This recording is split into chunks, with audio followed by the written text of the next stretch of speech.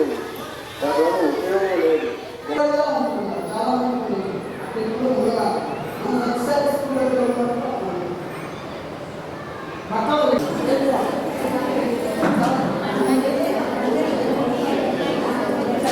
ఇప్పుడు తొక్కరాయి ఉంది, ఒక రత్నం ఉంది.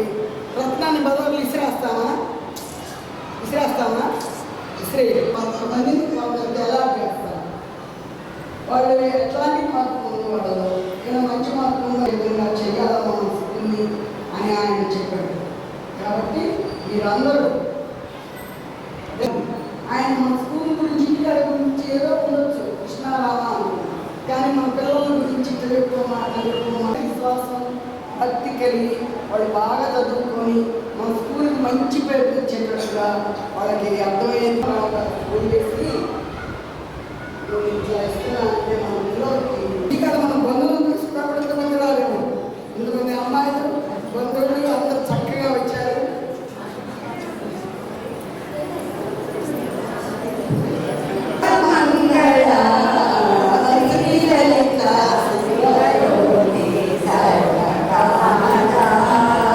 జగముల చిరునగముల పరిపాలించే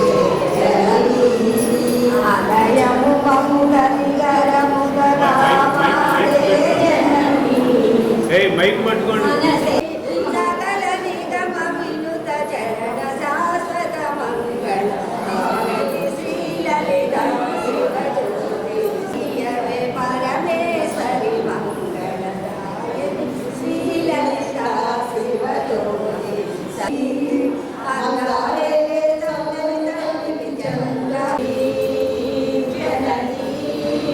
సచ సాయి శుభజనని జగతారిణి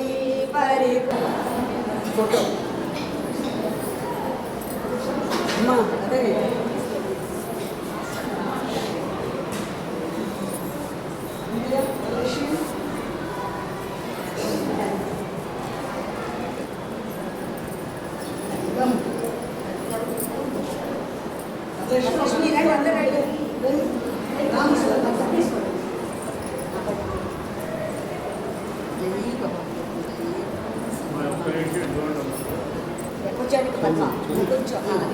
చేస్తే అవుతున్నాం కనుక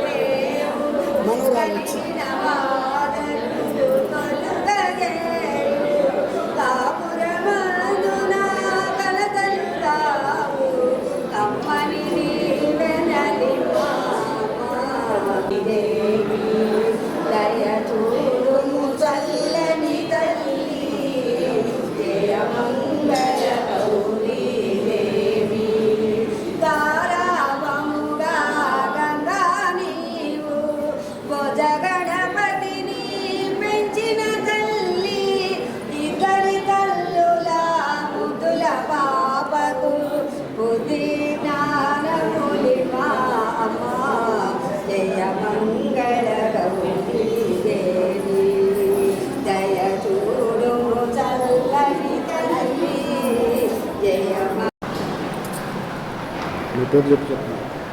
నా పేరు ఎంబి పద్మావతి. నేను బాల వికాస్ గురువుని. ఓం శ్రీ సాయిరామ్. భగవాన్ శ్రీ సత్యసాయిబాబా వారి దివ్య పాదపద్మములకు నమస్కరిస్తూ అందరికీ సాయిరామ్.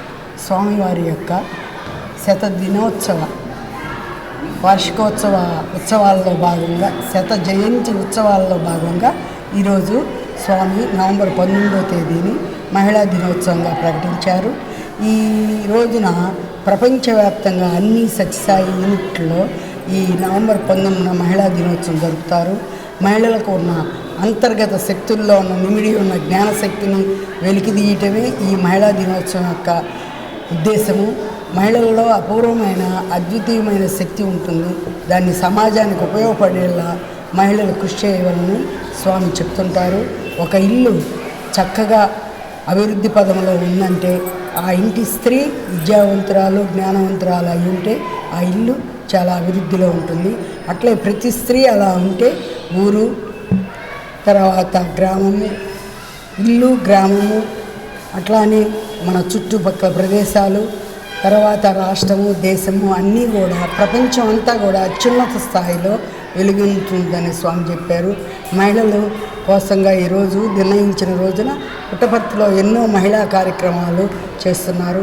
దాదాపుగా 4000 మంది సేవాదళ్ళు మహిళలు ఎల్లున్నారు. అక్కడ కార్యక్రమాల ముఖ్య పాత్ర వహించి స్వామివారి జన్మదినోత్సవ వేడుకలు ఘనంగా జరిగేటట్లుగా చేస్తున్నారు. స్వామి మొదటి నుంచి కూడా స్త్రీలకి ఒక ప్రత్యేకమైన ఆహ్వానంగా ఈ మహిళా డేని నిర్వహిస్తున్నారు.